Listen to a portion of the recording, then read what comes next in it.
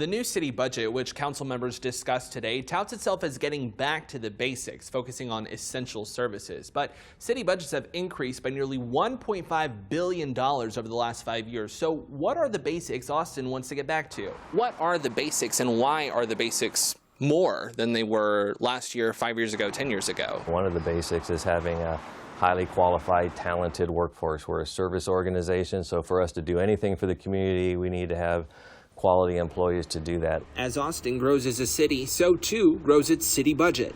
Now, the Austin budget discussed by City Council on Wednesday has a $5.5 billion price tag. That's a 10% increase from last year and more than 30% increase in the last 5 years. I mean, let's face it, we're a growing city. We're still adding 25, 30, 35,000 people a year, and as the city grows, we need to add staff to provide city services to that larger community. It's important to know that this is largely just the beginning of the conversation, not the finalized budget, which would take effect in October.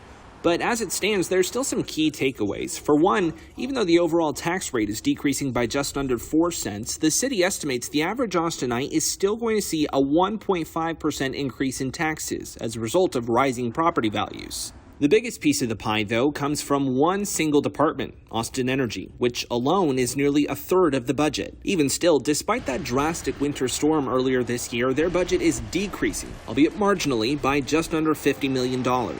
If there's $50 million less going towards Austin Energy, how are they going to address the issues that we saw in February of this year? This year we're seeing lower natural gas prices, which is why you see a lower budget in that area.